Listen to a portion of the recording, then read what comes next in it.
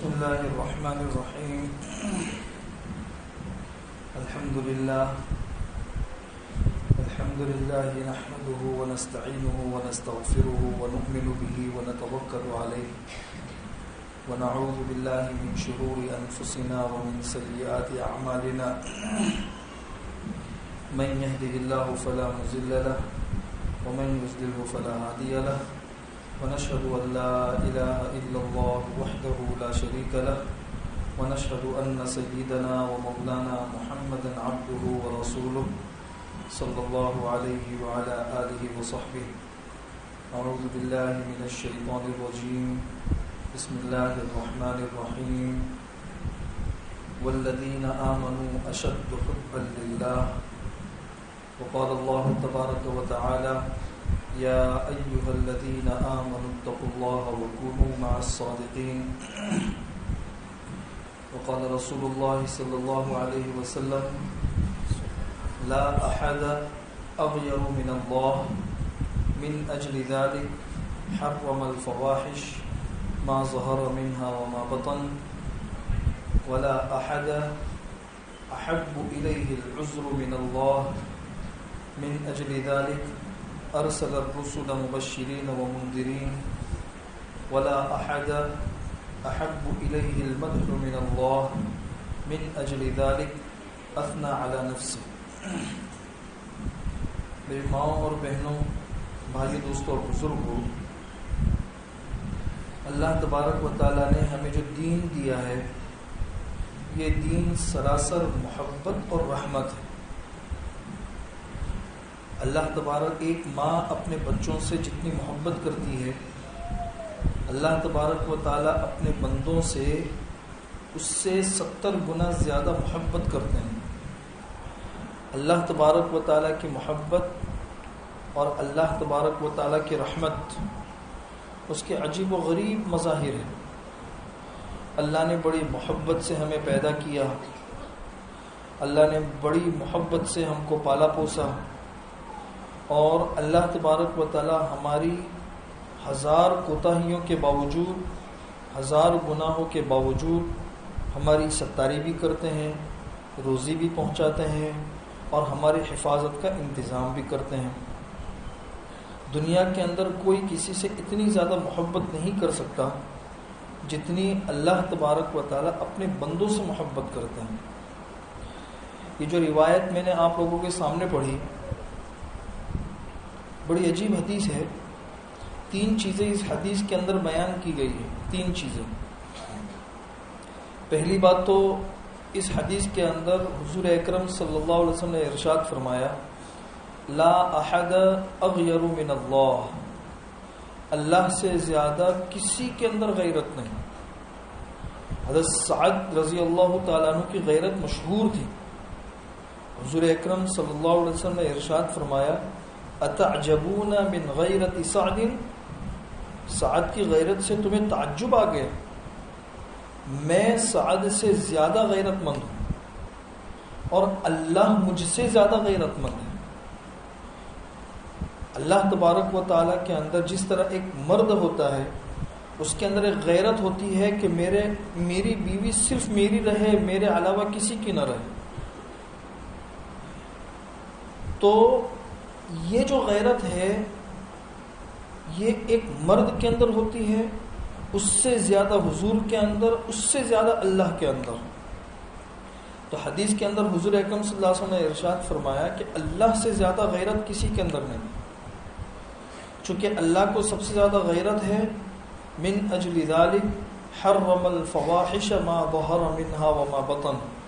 اسی لیے اللہ تبارک و تعالی نے بے حیائی کے تمام چیزوں کو حرام کر دیا ہے، چاہے بے حیائی کی وہ باتیں اور کام ظاہر میں ہو یا باطن میں. کیونکہ جس طریقے سے ایک مرد اس بات کو پسند نہیں کر سکتا تو اللہ کو تو اس مرد سے کئی گنا زیادہ غیرت ہے. اس لیے اللہ بھی نہیں چاہتے کہ میرا کوئی بندہ ہو، میری کوئی بندی ہو یہ بے حیائی کے کسی کام یا کسی بات کے اندر مبتلا ہو. اتنی زیادہ غیرت کی وجہ سے اللہ تبارک و تعالیٰ نے بے حیائی کے کاموں کو حرام کر دیا ہے. لیکن دنیا کے اندر ہم دیکھتے ہیں کہ ایک مرد کے اندر غیرت ہوتی ہے اپنے گھر والوں سے متعلق، وہ غیرت ایسی ہوتی ہے کہ اگر مرد نے اپنی کسی بیوی کو کسی بے حیائی کے کام پر دیکھ لیا تو پھر اس کی غیرت بے قابو ہو جاتی ہے، بے قابو، اور وہ کسی صورت میں اپنے گھر والے کو معاف کرنے کے لیے تیار نہیں ہوتا ہے، کچھ بھی ہو جائے اس کی وجہ سے جھگڑے ہوتے ہیں، لڑائیاں ہوتی ہے، اور پتہ نہیں معاملہ کہاں سے کہاں تک پہنچتا ہے۔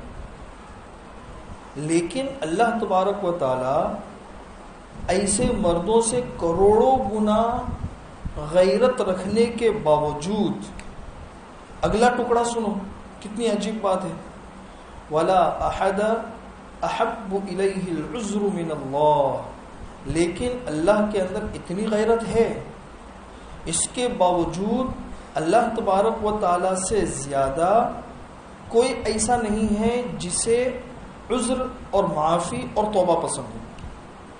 اتنی غیرت کے باوجود بھی اگر کوئی بندہ یا بندی اللہ تبارک و تعالی سے معذرت کر لے، توبہ کر لے، معافی مانگ لے، تو پھر اللہ تبارک و تعالی معاف بھی کر دیتے ہیں۔ دنیا کے لوگوں کو طرح نہیں کہ بھئی ایک گناہ سامنے آ گیا، کوئی غلطی سامنے آ گئی تو پوری زندگی کے لیے بائیکاٹ، پوری زندگی کے لیے بات چیت بند، پوری زندگی کے لیے جھگڑے، نہیں۔ اللہ کا معاملہ ایسا ہے کہ اتنی غیرت ہونے کے باوجود بھی محبت بھی اتنی بھرپور ہے کہ اگر کوئی عاجز بن کر آ گیا اور کسی نے ہاتھ جوڑ لیے اور تنہائی میں آنسو بہا لیے، بس اللہ تعالیٰ فوراً معاف کر دیتے ہیں، چلو بھائی میں نے پچھلا بھلا دیا، معاف کر دیا میں نے۔ یہ ہے اصل قابل تعریف چیز۔ اللہ تبارک و تعالی بہت جلدی معاف کرنے والے ہیں، بہت جلدی راضی ہو جانے والے ہیں، اور بہت جلدی درگزر کر جانے والے ہیں۔ اسی لیے ایک شاعر نے کہا ہے کہ صرف احساس ندامت چند آنسو ایک سجدہ، صرف احساس ندامت چند آنسو ایک سجدہ، اے خدا تجھے منانا تو کتنا آسان ہے، اے خدا تجھے منانا تو کتنا آسان ہے۔ دنیا کے انسان کو منانا کتنا مشکل ہوتا ہے، اور اللہ کے اندر اتنی غیرت ہونے کے باوجود بھی اللہ کو منانا کتنا آسان ہے۔ دنیا کے لوگوں کو منانا بہت مشکل ہے۔ اسی لیے حدیث کے اندر آتا ہے کہ ایک شخص وہ اپنی سواری کے اوپر جا رہا ہے، لقودق میدان ہے، چاروں طرف کہیں پانی کا انتظام نہیں، کہیں انسانوں کا وجود نہیں، ایسے لقودق میدان میں کہیں سایہ بھی اس کے پاس میں نہیں ہے، انسان کی ساری پونجی، کھانا پینا، توشہ سارا اس سواری کے اوپر ہے۔ اب یہ انسان سستانے کے لیے نیچے اترا، کھانا کھایا، اور چونکہ سائے کا انتظام نہیں تھا تو وہ اپنے اسی اونٹنی کے سائے کے اندر سو گیا، تھوڑا سا آرام مل جائے۔ جب وہ اٹھا تو چونکہ اونٹنی باندھنے کے لیے بھی کوئی جگہ نہیں تھی تو وہ اونٹنی تو جا چکی تھی، اب اونٹنی جا چکی ہے، اسی کے اوپر انسان کا توشہ بھی ہے، سامان بھی ہے، سب کچھ ہے۔ اب چاروں طرف اس نے اونٹنی کو تلاش کیا، کہیں بھی اس کو اونٹنی ملی نہیں۔ اب وہ مایوس ہو گیا، اس نے کہا کہ اب سوائے موت کے کچھ بھی نہیں، کیونکہ اونٹنی جو میرا سہارا تھا، میرا کھانا پینا اس کے اوپر تھا، وہ بھی ضائع ہو چکی ہے۔ اب دوسری مرتبہ وہ سویا، اور یہ جو سویا ہے یہ موت کی نیت سے سویا ہے کہ چلو میں سو جاتا ہوں، کم سے کم مجھے موت آئے گی تو نیند کی حالت میں ہی موت آ جائے گی، زیادہ تکلیف نہیں ہوگی۔ تو اب یہ سویا ہے موت کی نیت سے، زندگی سے کتنا مایوس ہو چکا ہے یہ انسان زندگی سے۔ جب اس کی آنکھ کھلی تو اس نے دیکھا کہ اس کی اونٹنی اس کے پاس میں موجود ہے۔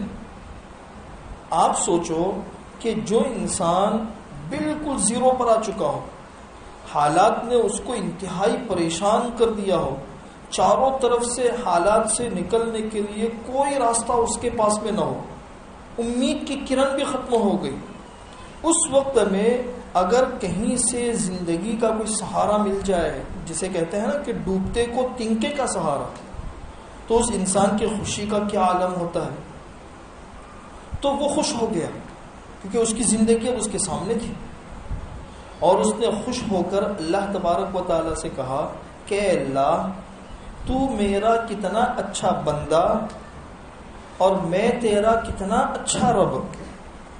دیکھو وہ خوش اتنا ہو گیا کہ اس کی زبان سے الفاظ بھی لڑکھڑا گئے.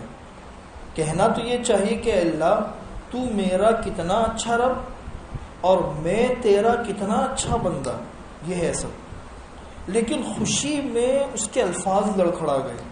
اس نے کہا کہ اللہ تو میرا کتنا اچھا بندہ، میں تیرا کتنا اچھا رب کہ تو نے میری اونٹنی مجھے واپس کر دی.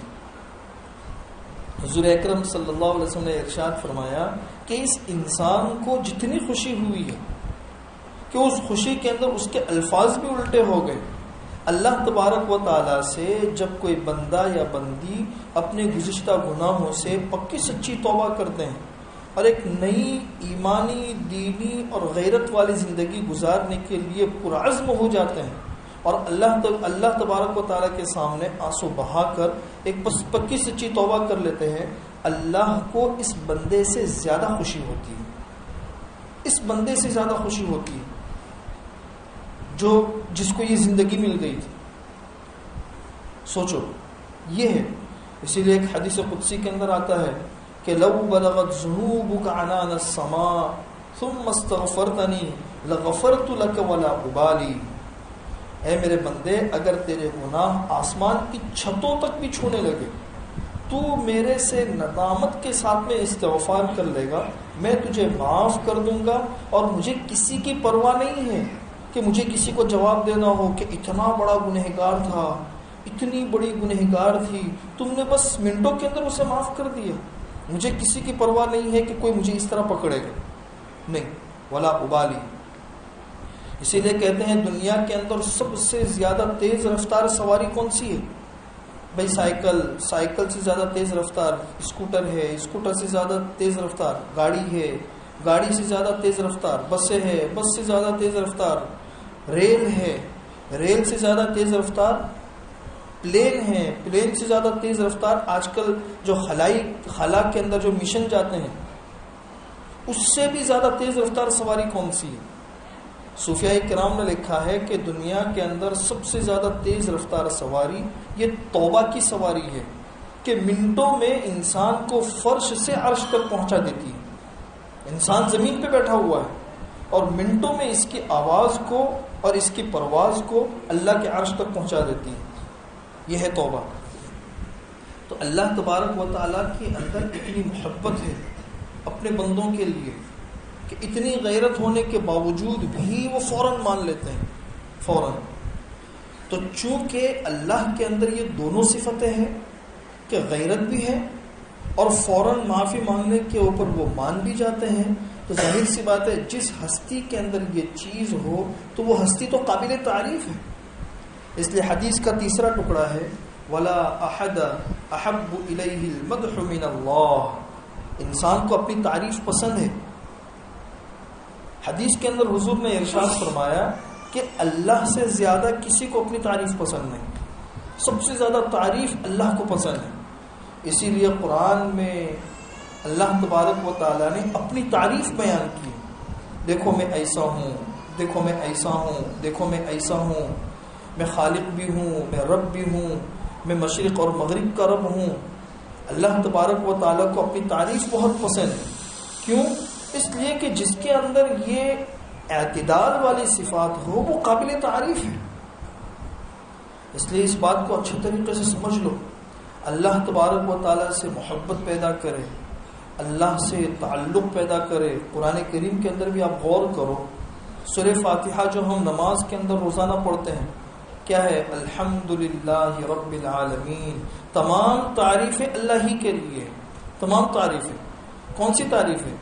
بندہ کسی بندے کی تعریف کرے یہ بھی اللہ کی تعریف، بندہ اللہ کی تعریف کرے یہ بھی اللہ کی تعریف. اللہ اپنی تعریف کرے یہ بھی اسی کی تعریف، اور اللہ بندے کی تعریف کرے یہ بھی اللہ ہی کی تعریف۔ کسی نے کہا ہے نا کہ اگر کوئی تمہاری تعریف کرے تو اس نے تمہاری تعریف نہیں کی، اس نے تمہارے رب کی ستاری کی تعریف کی ہے۔ اللہ اکبر۔ اللہ نے ہمارے عیوب کے اوپر پردے ڈالے، آج مخلوق ہماری تعریف کرتی ہے، یہ ایسے وہ ایسے، یہ ایسے وہ ایسے۔ اللہ اگر ہماری باطن کی چیزوں کو کھول دیتا تو ساری دنیا ہماری برائی کرتی۔ تو جس نے بھی ہماری جو بھی تعریف کی، اس نے میری تعریف نہیں کی، اس نے میرے رب کی ستاری کی تعریف کی ہے۔ یہ ہے الحمدللہ، تمام تعریفیں اللہ ہی کے لیے ہے، ہم کچھ بھی نہیں اور ہم سے کچھ بھی نہیں۔ اے اللہ تو ہی سب کچھ ہے اور تجھ سے ہی سب کچھ ہے۔ اور اللہ کون ہے؟ اللہ کی صفات کے اندر ہے رب العالمین، تمام جہانوں کا پالنہار ہے۔ آج دنیا کے اندر کروڑوں انسان ہیں، سب کو اللہ تعالیٰ روزی پہنچاتے ہیں، مخلوقات ہے اللہ سب کو روزی پہنچاتے ہیں، سب کو روزی پہنچاتے ہیں۔ ہم لوگ ایک مرتبہ کافی سال پہلے کسی علاقے کے اندر جماعت میں گئے تھے، تو وہاں پہ مقامی ساتھیوں نے بتایا کہ یہاں پہ ٹھنڈی کا موسم ہے اور یہاں پہ پرندے آتے ہیں، اور یہ پرندے باہر کے ملکوں سے، ساؤتھ افریقہ اور امریکہ، ان علاقوں سے پرواز کر کے آتے ہیں، پرواز کر کے اتنی لمبی مسافت، ظاہر سی بات ہے وہ لمبی مسافت طے کرتے ہیں کس کے اوپر؟ سمندر کے اوپر سے۔ اب پرندے ہیں تو وہ بھی تھکتے ہیں، ان کو روزی کی بھی ضرورت پیش آتی ہے، تو اللہ تبارک و تعالیٰ ان کے آرام کا اور ان کی غذا کا کیسے انتظام کرتے ہیں؟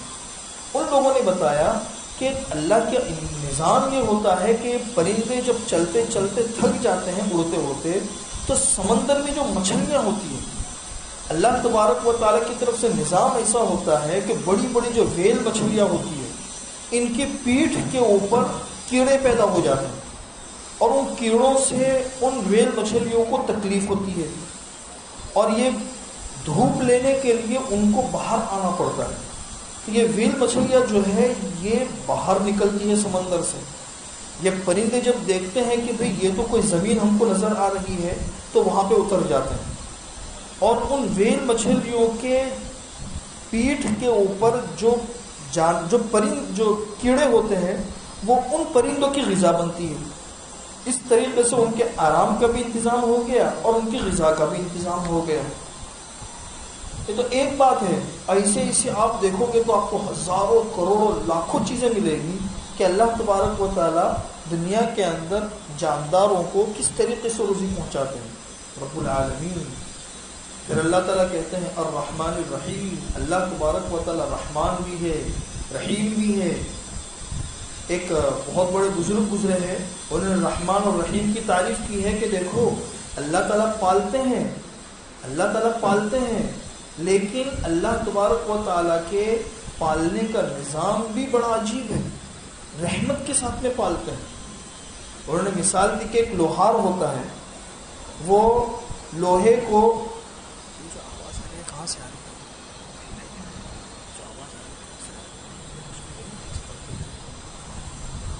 ایک لوہار ہوتا ہے، اس کو لوہے سے قینچی بنانی ہوتی ہے، چاقو بنانا ہوتا ہے، ہتھیار بنانے ہوتے ہیں، تو وہ کیا کرتا ہے؟ اس لوہے کو بھٹی کے اندر ڈالتا ہے، اس لوہے کو بھٹی کے اندر، اور بھٹی کے اندر ڈالنے کے بعد پھر اچھا خاصا اس کو گرماہٹ دیتا ہے، گرماہٹ دینے کے بعد پھر اس سے چاقو بنتا ہے، ہتھیار بنتے ہیں، برتن بنتے ہیں۔ لیکن اللہ تبارک و تعالیٰ کہتے ہیں کہ اے میرے بندے، میں نے تجھے تیری ماں کے پیٹ میں بنایا۔ اللہ تبارک و تعالیٰ نے آنکھ کی جگہ پہ آنکھ رکھی، زبان کی جگہ پہ زبان رکھی، ہاتھ کی جگہ پہ ہاتھ رکھا، پاؤں کی جگہ پہ پاؤں رکھے، ہر عضو کو اس کی جگہ پہ رکھا۔ اللہ تبارک و تعالیٰ نے ہمیں کون سی بھٹی کے اندر ڈالا اور کتنے ہتھوڑے مارے اور ہتھوڑے مار کر ہم کو بنایا۔ آج لوہار تو کتنے ہتھوڑے مار کے پھر سب چیزیں بناتا ہے، اللہ تبارک و تعالیٰ نے کتنے ہتھوڑے مار کے ہمارے اعضا بنائے، کوئی تکلیف نہیں ہونے دی۔ اچھا، اللہ کا عجیب نظام، دنیا کے اندر کوئی کارخانہ ایسا نہیں جو اندھیرے کے اندر کام کر سکے، اندھیرے میں کام کرے گا تو ان کا کام ہی نہیں چل سکے گا. ان کو کام کرنے کے لیے اجالا چاہیے. اللہ تبارک و تعالیٰ انسان کو پیدا کرتا ہے تین اندھیریوں میں، اور ہر عضو کو اس کی جگہ پہ ایسا فٹ کرتا ہے کہ آج تک آپ نے نہیں سنا ہوگا کہ بھی اندھیرے کے اندر یہ مشین بنی ہے تو آنکھ کی جگہ پہ کان لگ گئے، کان کی جگہ پہ زبان لگ گئی، ہاتھ کی جگہ پہ پاؤں لگ گئے، پاؤں کی جگہ پہ ہاتھ. بھی دکھا نہیں اس لیے الٹی سیدھے ہو گئے بات نہیں. یہ ہے الرحمن الرحیم کہ اللہ تبارک و تعالیٰ پالتے ہیں اور رحم کے ساتھ میں پالتے ہیں. پھر اس کے بعد ہے مالک یوم الدین. اللہ تبارک و تعالیٰ قیامت کے دن کے مالک ہے. مالک سمجھنا اس بات کو، قیامت کے دن کے مالک ہے، بادشاہ ہے. کیا مطلب ہے؟ آج دنیا کے اندر جو کورٹ ہوتی ہے، اس کورٹ کے اندر جو جج ہوتا ہے، جج فیصلہ کرنے والا، وہ تو قانون کا پابند ہوتا ہے. اگر کسی مجرم کا جرم اس کے سامنے آیا اور قانون کے تحت میں وہ مجرم ہے تو جج تو اس بات کا مکلف اور پابند ہے کہ اس مجرم کو سزا سنائے. اس کی یہ اتھارٹی نہیں ہوتی ہے کہ اس مجرم کو معاف کر دے. ثبوت مہیا ہو گئے، اب اس کو مارنا ہے، ثبوت مہیا ہو گئے تو یہ تو جج ہے اور یہ فیصلہ کرنے والا ہے. لیکن ملک کا جو بادشاہ ہوتا ہے، اس بادشاہ کو اس کا مکمل اختیار ہوتا ہے کہ جس مجرم کے اوپر جرم ثابت ہو گیا اور اس کے اوپر سزا بھی لاگو ہو گئی، پھر بھی وہ اسے معاف کر سکتا ہے. اس لیے بعض ممالک میں آپ نے دیکھا ہوگا کہ جرم ثابت ہو گیا، کورٹ نے فیصلہ سنا دیا سزا کا، اب بادشاہ کو اپیل کرتے ہیں لوگ کہ بھئی ہم اب آخری امید آپ سے لے کر آئے ہیں، آپ کو معاف کرنے کا پورا ادھیکار ہے. چنانچہ بادشاہ کو اگر موڈ ہوا تو وہ معاف بھی کر دیتا ہے، ختم بات. تو اللہ تبارک و تعالیٰ کہتے ہیں کہ اللہ تبارک و تعالیٰ قیامت کے دن کے جج نہیں ہیں، قیامت کے دن کے مالک اور بادشاہ ہے. جج تو پابند ہوتا ہے کہ جرم ثابت ہو جائے تو جرم کی سزا دو، لیکن اللہ تبارک و تعالیٰ چونکہ مالک ہے، بادشاہ ہے، جرائم سامنے آنے کے باوجود، جرم ثابت ہونے کے باوجود اگر اللہ تبارک و تعالیٰ معاف کرنے پر آئے تو معاف بھی کر دیں گے. یہ ہے مالک یوم الدین. اسی لیے اللہ تبارک و تعالیٰ نے اپنے عرش کے اوپر لکھا ہے، عرش کے اوپر سبقت رحمتی علی غضبی، کہ میری رحمت میرے غصے کے اوپر غالب ہے.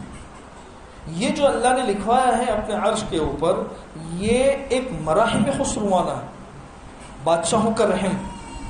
اور اللہ یہ کہنا چاہتے ہیں کہ میرے بندوں اور بندیوں، کوئی غم مت کرنا، کل قیامت کے میدان میں ایک طرف میرا غضب ہوگا، ایک طرف میری رحمت ہوگی، اور میرے غصے کے اوپر میری رحمت غالب رہے گی. جہاں پہ غضب ہوگا تو غضب سے آگے میری رحمت ہوگی، میں آگے بڑھ کر میرے بندوں اور بندیوں کو معاف کروں گا. یہ ہے مالک یوم الدین. ایاک نعبد و ایاک نستعین. اے اللہ، ہم آپ ہی کی عبادت کرتے ہیں اور آپ ہی سے مانگتے ہیں، آپ ہی کی عبادت کرتے ہیں، آپ ہی سے مانگتے ہیں. یعنی اللہ ہم آپ کے عبد ہیں، نفس اور شیطان کے غلام نہیں ہیں، نفس اور شیطان کے. اس لیے نفسانیت سے بھی ہمیں اپنے آپ کو بچانا چاہیے. نفس والے کام، خواہشات والے کام، ظلم والے کام، حق تلفی والے کام، ان تمام کاموں سے ہمیں اپنے آپ کو بچانا چاہیے. عارف رومی رحمۃ اللہ نے لکھا ہے کہ ایک کیڑا ہے، وہ انگور کھانے کے لیے چلا، انگور کھانے کے لیے. انگور ہرا ہوتا ہے، وہ چلا پتے کے اوپر، اور پتا جو ہے وہ بھی ہرا ہوتا ہے. وہ جب چلا تو اس نے پتے کے ہرے رنگ کو انگور ہی سمجھ لیا، بھئی یہی انگور ہے، اور وہ پتے کو کھاتا رہا اور اسی پتے کو اپنا قبرستان بنا دیا. اسی پتے کو وہ انگور تک پہنچا ہی نہیں، اور انگور ہی سمجھ کر وہ پتا کھاتا رہا. اسی طریقے سے ہم لوگوں کے سامنے اللہ نے آخرت کی اور جنت کی نعمتیں رکھی ہے. اصل نعمتیں وہ ہے، انگور ہے. لیکن دنیا کی لذتیں جو ہے نا، اس کو بھی ہم اسی رنگ کے اندر صرف رنگ دیکھ کر ہم اسی کے عاشق ہیں کہ دنیا کی لذتیں، دنیا کی خواہشات، بس یہی اصل مزہ ہے. اور دنیا کے لوگ اس مزے کو اصل مزہ سمجھ کر لوٹ رہے ہیں، مزے حاصل کر رہے ہیں، اور اسی کے اوپر وہ جان بھی دے دیتے ہیں، اور آخرت کی نعمتوں سے ہمیشہ کے لیے محروم ہو جاتے ہیں۔ اسی لیے ریشم کا کیڑا ہوتا ہے، وہ ریشم کا کیڑا ریشم نکالتا ہے، اور وہ ریشم اتنا نکالتا ہے کہ وہ چاروں طرف اس کے ریشم ہوتا ہے، اور اس ریشم کے بیچ میں پھر وہ جان دے دیتا ہے، ریشم کے بیچ میں وہ جان دے دیتا ہے۔ اس لیے کہیں ایسا نہ ہو کہ ہم دنیا کی لذتوں کے اندر مبتلا ہو، دنیا کی خواہشات کے اندر مبتلا ہو، ہم نے اللہ کو نہیں پہچانا، اس کے رسول کو نہیں پہچانا، اور دنیا سے دنیا والوں کے تعلقات بڑھانے کی کوشش کی، اللہ کا تعلق مضبوط کرنے کی ہم نے کوشش نہیں کی، اور اسی حال میں چلے گئے، تو یہ ایسا ہی ہو گیا کہ ہم نے چاروں طرف ریشم کا سارا کے سارا انتظام کر دیا، اور ریشم کے بیچ میں ہم نے جان دے دی۔ ایسا نہ ہو، یہ ہے ایاک نعبد و ایاک نستعین۔ تو یہ بات سمجھ لو کہ دین سراسر محبت ہے، محبت۔ جیسے دین کے بنیادی کچھ ارکان لے لو، نماز ہے۔ نماز کیا چیز ہے؟ آپ کو اگر کسی سے محبت ہو جائے اور محبت دل اور دماغ کے اندر بیٹھ جائے، تو اس محبت کا سب سے پہلا اثر کیا ہوتا ہے کہ جس سے محبت ہوتی ہے انسان کو اس سے بات کرنے کا جی چاہتا ہے، پہ مجھے بات کرنی ہے، بات کرنے میں انٹرسٹ بھی آتا ہے، بات کرنے کا جی بھی چاہتا ہے، انسان انتظار کرتا ہے کہ سامنے والے سے بات کرنے کا موقع ملے۔ تو نماز جو ہے وہ اللہ سے بات اور اللہ سے راز و نیاز ہے۔ آپ سورہ فاتحہ کے اندر ہی غور کر لو، دیکھو ہم کیا کہہ رہے ہیں، اللہ کی تعریف کر رہے ہیں، الحمدللہ رب العالمین الرحمن الرحیم مالک یوم الدین ایاک نعبد و ایاک نستعین۔ ہم اللہ سے بات کر رہے ہیں، اے اللہ تیری عبادت کرتے ہیں، ہم تیری ہی تجھ سے ہی مدد مانگتے ہیں، اہدنا الصراط المستقیم، اے اللہ تو ہم کو سیدھا راستہ دکھا۔ حضرت علی رضی اللہ تعالیٰ عنہ فرماتے ہیں کہ جب میرا جی چاہتا ہے کہ میں اللہ سے بات کروں تو میں نماز پڑھنے لگتا ہوں، اور جب میرا جی چاہتا ہے کہ اللہ مجھ سے بات کرے تو میں قرآن پڑھنے لگتا ہوں۔ تو نماز پڑھنا ایسا ہے جیسے بندہ اللہ سے بات کر رہا، اور قرآن پڑھنا ایسا ہے جیسے اللہ بندے سے بات کر رہے ہیں۔ تو نماز جو ہے نا وہ اللہ تبارک و تعالیٰ سے مناجات اور اللہ تبارک و تعالیٰ سے راز و نیاز ہے، راز و نیاز ہے کہ انسان نماز پڑھتا ہے، نماز پڑھ کے اس کے دل کو سکون مل جاتا ہے، میں نے اپنے اللہ سے بات کر لی۔ حضور اکرم صلی اللہ علیہ وسلم کہتے ہیں قرۃ عینی فی الصلاۃ، میری آنکھوں کی ٹھنڈک نماز میں۔ ایک غزوے کے لیے جا رہے تھے، راستے میں ظہر کی نماز کا وقت قریب تھا، پڑاؤ ڈالا ہوا تھا نماز ظہر کے لیے۔ حضرت بلال سے پوچھا کہ بھئی نماز کا وقت ہو گیا؟ حضرت بلال نے ارشاد فرمایا کہ نہیں ہوا۔ اب حضور انتظار کر رہے ہیں۔ پھر تھوڑی دیر کے بعد پوچھا کہ بھئی نماز کا وقت ہو گیا؟ بھئی نہیں ہوا۔ پھر تھوڑی دیر کے بعد پوچھا نماز کا وقت ہو گیا؟ ہاں بھئی اب ہو گیا ہے۔ تو حضور اکرم صلی اللہ علیہ وسلم نے ارشاد فرمایا ارحنی یا بلال، اے بلال اب ہم کو راحت پہنچاؤ کہ اذان دو، جلدی سے ہم نماز پڑھے تاکہ اللہ سے بات کر کے ہمیں راحت اور سکون ملے۔ تو نماز اپنے محبوب سے بات کرنا ہے۔ چلو نماز پڑھ لی، نماز کے بعد میں انسان دعا مانگتا ہے، اور دعا کے اندر اپنی سب کچھ اپنے اللہ کے سامنے کہہ دیتا ہے۔ صحابہ کرام کہتے ہیں کہ ہمیں کوئی بھی ضرورت پیش آتی تھی تو ہم نماز کا انتظار کرتے تھے، بس نماز کے بعد اللہ سے کہہ دیتے تھے، اور دل مطمئن ہو جاتا تھا کہ ہم نے اپنے اللہ سے کہہ دیا، دل مطمئن ہو جاتا تھا۔ اسی لیے کتابوں میں لکھا ہے کہ نماز پڑھنے کے بعد جو انسان دعا کر کے اپنے اللہ کے سامنے کہہ دیتا ہے، یہ جو ہے نا اس بچے کی طرح ہے جس کے ماں باپ ہو۔ بچے کو اگر گلی میں کسی نے مارا تو وہ مطمئن ہوتا ہے، گھر پہ آ کے اپنے امی ابا کو کہہ دیتا ہے اور اس کا دل مطمئن ہو جاتا ہے، بھی میں نے اپنے امی ابا سے کہہ دیا، اب وہ لوگ نمٹ لیں گے۔ تو جو نماز پڑھتا ہے، نماز پڑھنے کے بعد دعا مانگتا ہے، وہ ایسا ہی ہے جس کے ماں باپ زندہ ہو، اور جو نماز نہیں پڑھتا تو وہ ایسا ہے جیسے یتیم بچہ ہے۔ یتیم بچے کو اگر محلے میں کوئی مارے گا تو یتیم بچہ بیچارہ روئے گا، اس کے علاوہ کچھ نہیں کر سکتا، اس لیے کہ اس کے ماں باپ نہیں ہے، وہ کس سے کہے گا؟ تو جو نماز نہیں پڑھتا، نماز کے بعد دعائیں نہیں مانگتا، یا جو نماز نہیں پڑھتی، دعائیں نہیں مانگتی، تو ظاہر سی بات ہے وہ یتیم بچے کی طرح، جب نماز ہی نہیں پڑھتی تو کہے گی کس سے؟ اور نماز پڑھنے کی عادت ہے تو اپنے ماں باپ کے سامنے اپنا دکھڑا سنا دیا. یہ ہے محبت، یہ ہے نماز کی محبت. چلو بھائی آپ کہو کہ بھائی چلو بھائی نماز کے اندر تو ہم کو محبت نظر آ گئی، روزے کے اندر کہاں سے محبت ہے؟ روزے کے اندر تو صبح سے شام تک بھوکا رہنا پڑتا ہے. اب محبت جس سے ہو تو وہ بھوکا رکھتا ہے کیا؟ وہ تو اچھے اچھے کھانے کھلاتا ہے. تو وہ بھی سن لو بے روزہ اگر کسی سے محبت ہو جائے تو محبت میں انسان کو کیا ہوتا ہے؟ محبت میں یہ ہوتا ہے کہ جس سے محبت ہوتی ہے اس کی یاد میں انسان کو بھوک بھی نہیں لگتی. بھئی آج تو مجھے بس کھانے میں مزہ ہی نہیں آ رہا، بھوکا رہنے میں وہ مزہ آتا ہے جو عام لوگوں کو کھانا کھانے میں مزہ آتا ہے. تو جب محبت کسی سے ہو جاتی ہے تو اس کی یاد میں بھوکا رہنے میں بھی کچھ لذت ہے. تو روزہ یہی ہے کہ ہمیں اپنے اللہ سے محبت ہو گئی تو اللہ کے لیے پورے سال تو چلو ہم نے کھایا، لیکن ایک سال ہم اس کی یاد میں بھوکے رہتے ہیں. اس بھوکے رہنے میں جو مزہ ہے وہ کھانے کے اندر نہیں ہے.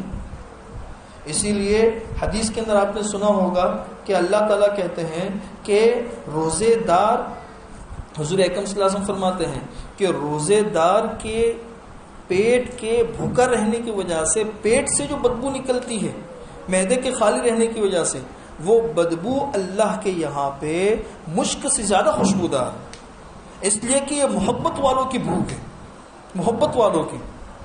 تو اللہ تبارک و تعالیٰ کے یہاں پہ بندوں کی اس بھوک کی بھی قدر ہے.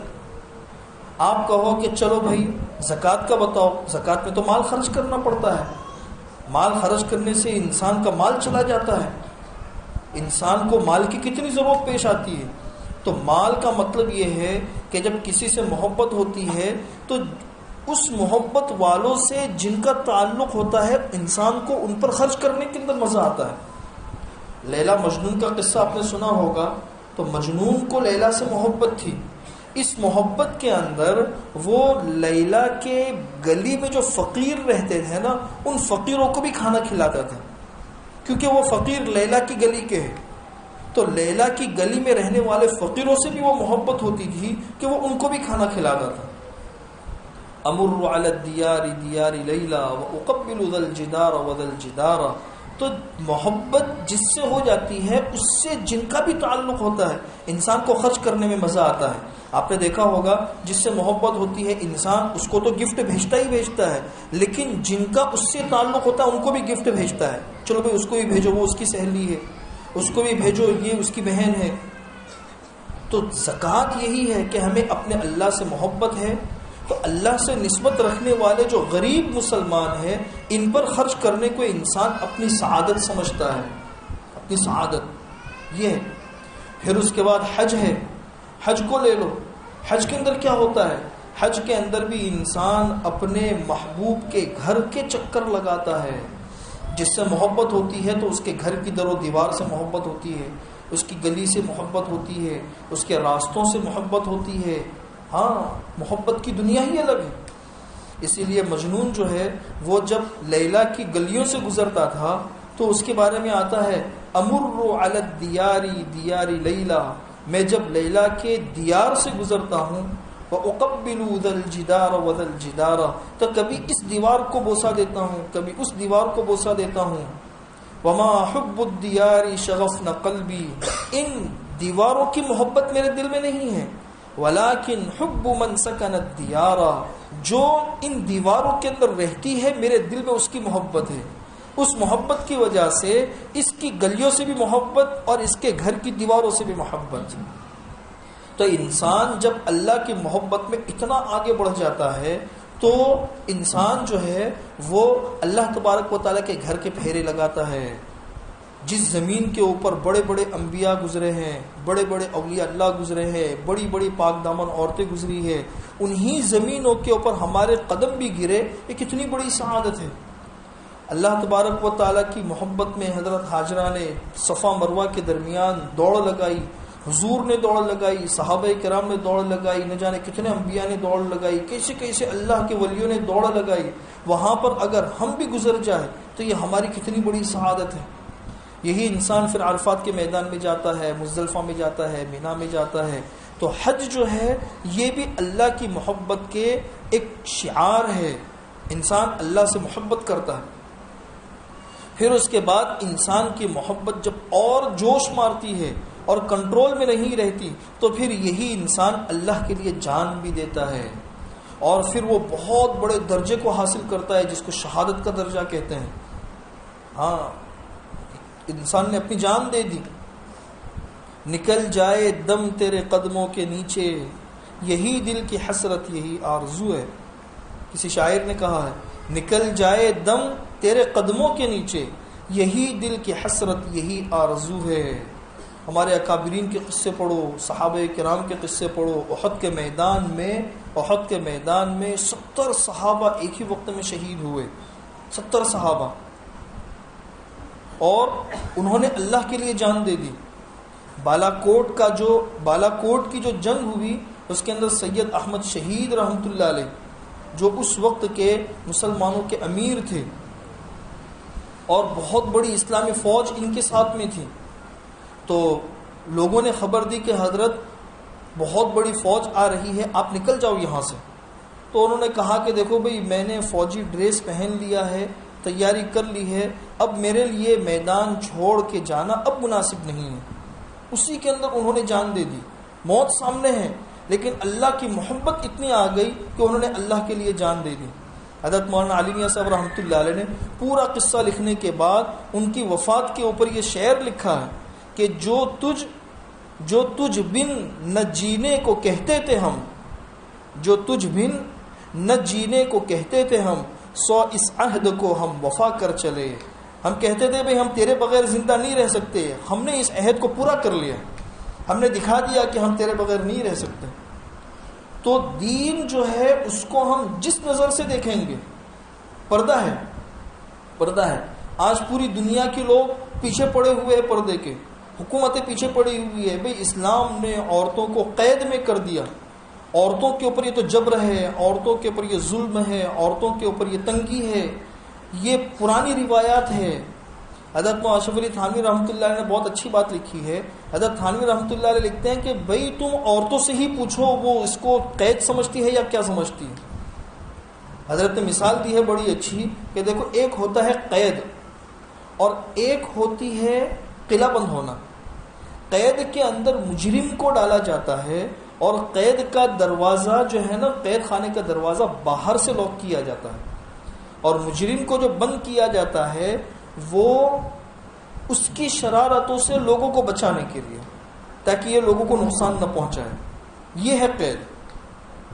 اور دوسرا ہوتا ہے قلعہ بند ہونا. قلعہ بند ہونے کا مطلب یہ ہے کہ اگر باہر سے کوئی دشمن حملہ کر رہا ہو تو انسان قلعے میں داخل ہو کے قلعے کے اندر سے دروازہ بند کر دیتا ہے. تو قلعہ بند ہونے میں اندر سے دروازہ بند کیا جاتا ہے، قید خانے میں باہر سے دروازہ بند کیا جاتا ہے. قید میں مجرم کو قید کیا جاتا ہے مجرم کی شرارتوں سے لوگوں کو بچانے کے لیے، اور قلعے میں انسان داخل ہوتا ہے لوگوں کی شرارتوں سے اپنے آپ کو بچانے کے لیے. تو ظاہر سی بات ہے کہ پردہ قید ہے یا قلعہ بند ہے. ظاہر سی بات ہے ہر مسلمان عورت کی یہ آواز ہے کہ ہم پردے کو قید نہیں سمجھتی، یہ تو قلعہ ہے، ہماری حفاظت ہے، اور ہماری حفاظت کے لیے شریعت نے ہم پر لاگو کیا ہے، اور ہم تو اس کو قلعہ سمجھتے ہیں. اس میں ہماری حفاظت بھی ہے، ہماری عزت کی حفاظت ہے، ہماری ہر چیز کی اس میں حفاظت ہے. تو اس میں تو ہم نے اپنے آپ کو قید، اپنے آپ کو قلعہ بند کیا ہے لوگوں کی شرارتوں سے بچانے کے لیے. تو ہم اسلام کو، دین کو جس اینگل سے دیکھیں گے ویسا ہی ہم کو نظر آئے گا. اگر ہم اسلام کی ہر بات کو قید اور بوجھ سمجھیں گے تو یہ بوجھ لگے گا، اور اسلام اور دین کی ہر بات کو اگر ہم اللہ کی محبت کی نظر سے دیکھیں گے، رحم کی نظر سے دیکھیں گے تو ہم کو وہ محبت اور رحمت نظر آئے گی. اس لیے اپنی سوچ اور اپنے سوچنے کے معیار کو ہم بدلے، سوچ کو بدلے، سوچ کے معیار کو ہم بدلے. حاجی امداد اللہ مہاجر مکی رحمۃ اللہ علیہ بیٹھے ہوئے تھے اور ایک درس دے رہے تھے. درس کے دوران ایک فقیر آیا اور فقیر نے آ کے کچھ مانگا. حضرت کھڑے ہوئے، جا کے کچھ دیا، پھر درس شروع کیا. تو جو شاگرد تھے انہوں نے چیمی گوئی کی کہ یار یہ آیا خامخواہ اس نے درس موقوف کرا دیا، اتنی بہترین باتیں ہو رہی تھیں. حضرت نے کہا کہ بھئی تم کیا سمجھتے ہو، لوگ جو ہے نا مانگنے والوں پر اپنا احسان جتاتے ہیں، بھئی ہمارا احسان ہے ہم نے تم کو دیا. حضرت نے کہا کہ نہیں، اس کا ہم پر احسان ہے کہ اس نے ہمارا پیسہ لے کر اللہ کی بینک میں جمع کر دیا. مانگنے والا نہیں ہوتا تو اللہ کی بینک کے اندر ہمارے پیسے کہاں سے جمع ہوتے ہیں. تو دین کی ہر بات کو اس نظر سے دیکھیں گے تو ہم کو وہ چیز نظر آئے گی. ہم دین کو کسی اور نظر سے دیکھنے کے عادی ہو چکے ہیں، دین کو کسی اور نظر سے دیکھنے کے عادی ہو چکے ہیں. اس لیے حضرت تھانوی رحمۃ اللہ علیہ نے فرمایا ہے کہ آج ہماری زندگیوں کے اندر دین کی جس اعتبار سے بھی کمی ہے اس کی وجہ یہ ہے کہ ہمیں اللہ سے محبت نہیں ہے. محبت ہوتی ہے تو محبت کے اندر انسان بہت کچھ کرنے کے لیے تیار ہو جاتا ہے. اللہ کے احکامات کو انسان قید نہیں سمجھتا، اللہ کے احکامات کو انسان قلعہ سمجھتا ہے، اپنی حفاظت سمجھتا ہے. اس لیے وقت بھی پورا ہو رہا ہے، اسی کے اندر میں اپنی بات کو ختم بھی کر رہا ہوں. اور بس یہ ہے کہ دین کو ہم سراسر رحمت سمجھے، اللہ تبارک و تعالیٰ کی محبت سمجھے، اپنے بچوں کی صحیح اسلامی تربیت کرنے کو اپنا دینی فریضہ سمجھے، اپنے شوہروں کی خدمت اور اطاعت. حضرت تھانوی رحمۃ اللہ علیہ کو ایک عورت نے خط لکھ کے کہا کہ حضرت میرے اور میرے شوہر کے درمیان بنتی نہیں ہے، کوئی وظیفہ بتا دو. تو حضرت نے لکھا کہ بھئی 2 وظیفے ہیں اور اصل وظیفہ وہی ہے، اس کے بعد کسی وظیفے کی ضرورت نہیں ہے. ایک وظیفہ تو ہے خدمت اور دوسرا وظیفہ ہے اطاعت، کہ اپنے شوہر کی اور ان کے گھر والوں کی خدمت کرو اور اپنے شوہر کی اطاعت کرو. بس یہ ہے اصل 2 وظیفے.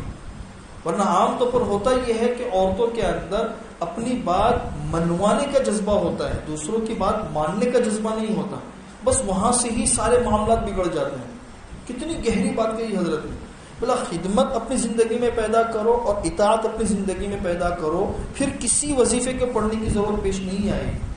پھر بھی اگر تم چاہتے ہو کہ کچھ پڑھنے کے لیے ہی بتاؤ تو چلو بھئی عشاء کی نماز کے بعد یا لطیفو یا ودودو 1111 مرتبہ پڑھ لیا کرو، پڑھنے کے لیے ہی اگر چاہیے. ورنہ اصل وظیفہ تو یہ ہے خدمت اور اطاعت. تو اپنے شوہروں کی خدمت اور اطاعت بھی ہو، اپنی گھریلو جو زندگیاں ہیں اس کے اندر اپنی ذمہ داریوں کے نبھانے کا جذبہ بھی ہو، اللہ کے مخلوق کے ساتھ رحم ہو، اور اپنے ماتحتوں کے ساتھ میں حسن سلوک ہو، اور اپنے بڑوں کا ادب ہو، اپنے بڑوں کا ادب ہو اور اپنے ماتحتوں کے ساتھ میں حسن سلوک ہو. اور گاہے بگاہے اپنے اپنے محارم کے ساتھ میں جماعت میں وقت لگانے کی ترتیب بھی ہم بنائیں. اس وقت میں بہت ضروری ہے نکلنے سے بہت ساری باتیں سمجھ میں آتی ہیں. تو ہم نکلے اپنے اپنے محارم کو لے کر، تو نکلنے سے ہمارا بھی مزاج بنے گا، باتیں بھی سمجھ میں آئے گی، اور ایک دینی ماحول ملنے سے انسان کو ایک انرجی پیدا ہو جاتی ہے. جس طرح موبائل ہے اس کی چارجنگ ختم ہو جاتی ہے، ہم چارج کے اوپر لگاتے ہیں. تو یہ دینی ماحول یہ ایک چارجنگ ہے، اس سے انسان چارج ہو جاتا ہے، اور اس چارج سے نہ جانے کتنے مہینوں تک بھی چل جاتا ہے، کتنے سالوں تک بھی چل جاتا ہے. پھر تھوڑی سی چارجنگ کم ہو جاتی ہے، پھر انسان تھوڑا سا دینی ماحول میں آنے کی کوشش کرے، نکلنے کی کوشش کرے، تو اللہ تبارک و تعالیٰ کی طرف سے ایک روحانی چارجنگ ہو جاتی ہے.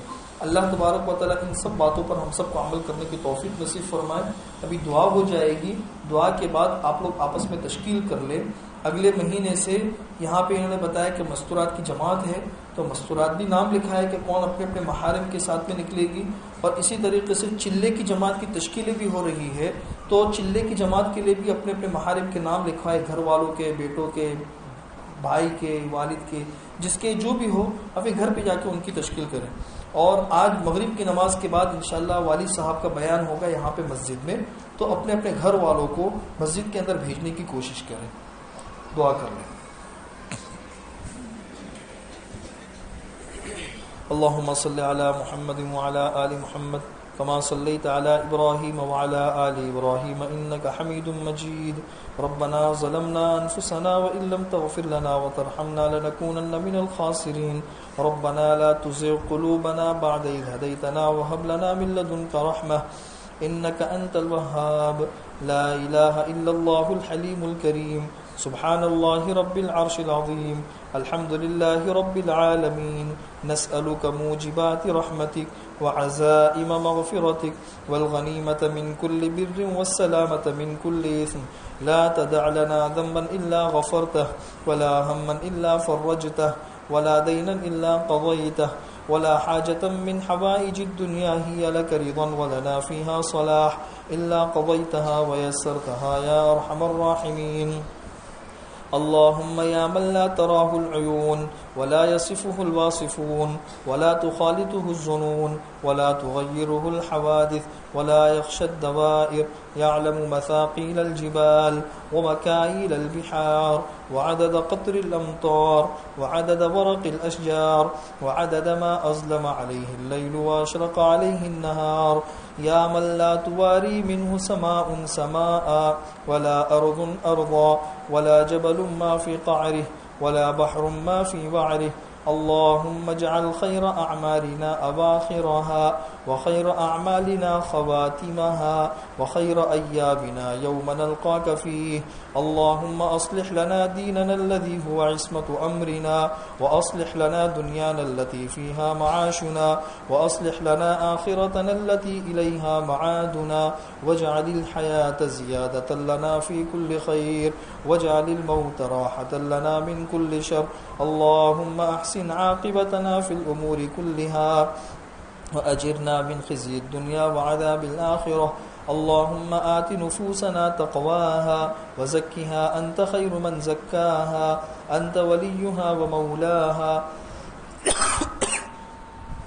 اللهم إنا نعوذ بك من علم لا ينفع ومن قلب لا يخشع ومن عين لا تدمع ومن دعوة لا يستجاب لها اللهم إنا نعوذ بك من زوال نعمتك وتحول عافيتك وفجاءة نقمتك ومن جميع سخطك اللهم إنا نعوذ بك من جهد البلاء ومن درك الشقاء ومن شماتة الأعداء ومن سوء المنظر وفجاءة الموت اے اللہ ہمارے گناہوں کو معاف فرما اے اللہ ہمارے خطاؤں سے درگزر فرما اے اللہ ہم سب کے سارے گناہوں کو معاف فرما دے جاہی باہی گناہوں کو معاف فرما دے اندرون اور بیرون کے گناہوں کو معاف فرما دے ظاہر اور باطن کے گناہوں کو معاف فرما دے صغیرہ کبیرہ گناہوں کو معاف فرما دے رات اور دن میں کیے ہوئے گناہوں کو معاف فرما دے اے اللہ ہمارے گناہ آپ کا کوئی نقصان نہیں پہنچا سکتے اے اللہ ہمارے گناہ آپ کا کوئی نقصان نہیں پہنچا سکتے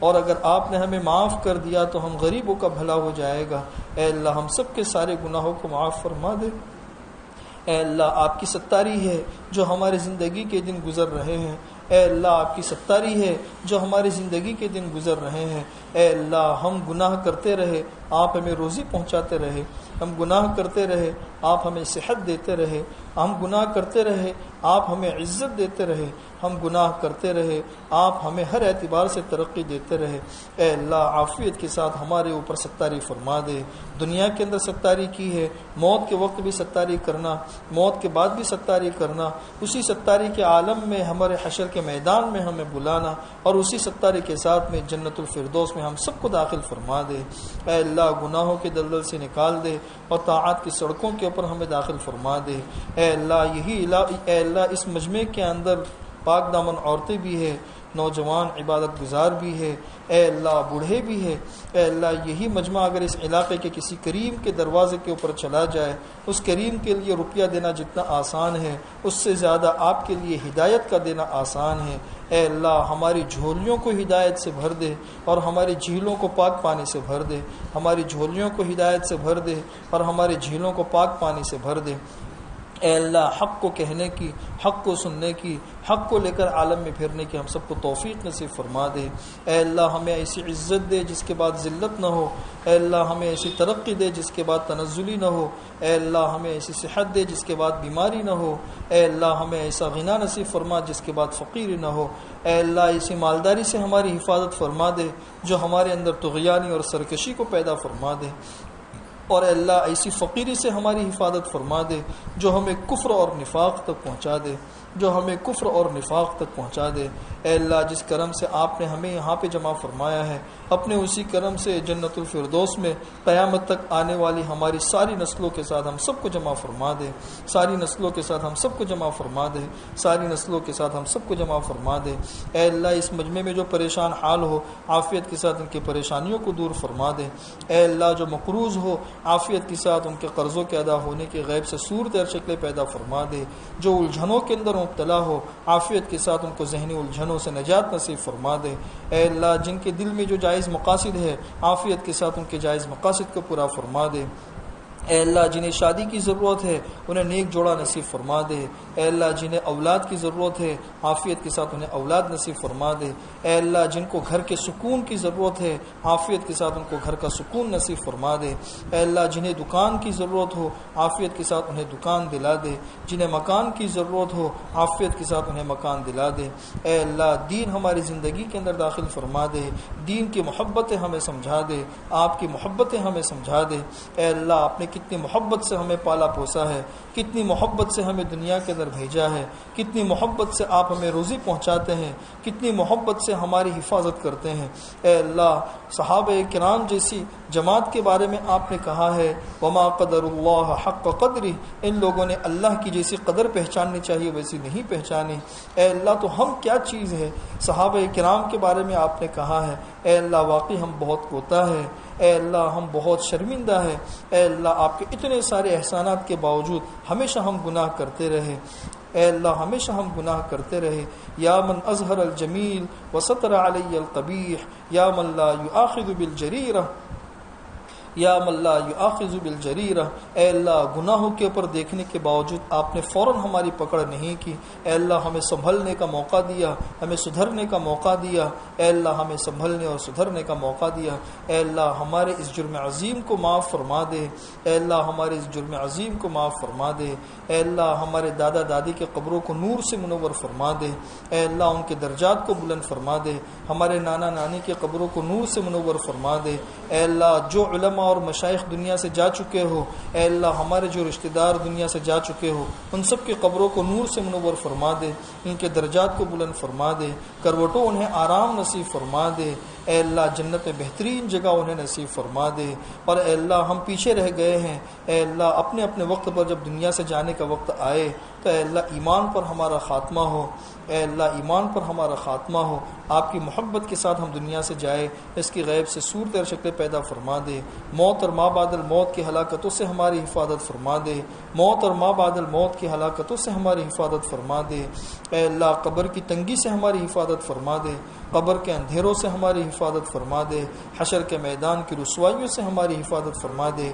اے اللہ اولین اور آخرین جمع ہوں گے، فرشتے ہوں گے، جنات ہوں گے، سارے انبیاء صالحین ہوں گے، سارے مرد اور عورتیں ہوں گی، ساری کائنات وہاں پہ جمع ہوگی۔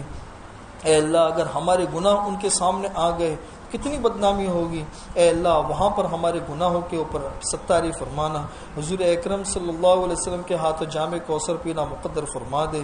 اے اللہ جہنم کے عذاب سے ہماری حفاظت فرما دے، حضور اکرم صلی اللہ علیہ وسلم کے ساتھ بغیر حساب کتاب کے جنت میں داخلہ مقدر فرما دے۔ اے اللہ پل صراط کے اوپر سے بجلی کی طرح پار فرما دے، پل صراط کے اوپر بجلی کی طرح پار فرما دے۔ اے اللہ آپ نے اپنے کرم اور فضل سے آپ کا گھر دکھایا، اپنے اسی کرم سے اپنا دیدار بھی کرا دینا، اپنے اسی فضل سے اپنا دیدار بھی کرا دینا۔ اے اللہ آپ نے اپنے فضل اور کرم سے اپنے حبیب صلی اللہ علیہ وسلم کے گھر کی زیارت کروائی۔ اے اللہ حشر کے میدان میں حضور اکرم صلی اللہ علیہ وسلم کا دیدار کرا دینا۔ اے اللہ ان لوگوں میں سے ہونے سے ہماری حفاظت فرمانا جن لوگوں کو فرشتے دھکے مار کر ہٹائیں گے اور یہ کہیں گے سحقن سحقن، حضور اکرم صلی اللہ علیہ وسلم بھی کہیں گے ان کو دور کرو، ان کو دور کرو، ان لوگوں نے میرے بعد میں کیسی کیسی بدعتیں ایجاد کی، نام کے مسلمان تھے اور کام غیروں کے تھے۔ اے اللہ ایسے لوگوں میں سے ہونے سے ہم سب کی حفاظت فرما دے۔ اے اللہ حضور اکرم صلی اللہ علیہ وسلم ہمارے اعضائے وضو سے ہمیں پہچاننے لگے، اس کی غیب سے صورت اور شکلیں پیدا فرما دے۔ اے اللہ ہمیں بہت کچھ مانگنا ہے، وقت کی کمی کی بنیاد پر مانگ نہیں سکتے. اے اللہ ہم نے جو مانگا وہ عطا فرما دے، جو مانگنے سے رہ گیا وہ عطا فرما دے، اور اے اللہ اپنے فضل و کرم سے ہماری ساری دعاؤں کو بے انتہا قبول فرما. اللہم انا نسألک من خیر ما سألک منہ عبدک و نبیک سیدنا محمد صلی اللہ علیہ وسلم، ونعوذ بک من شر ما استعاذک منہ عبدک و نبیک سیدنا محمد صلی اللہ علیہ وسلم. انت المستعان وعلیک البلاغ ولا حول ولا قوة الا باللہ العلی العظیم. سبحان ربک رب العزة عما یصفون وسلام علی المرسلین والحمد للہ رب العالمین.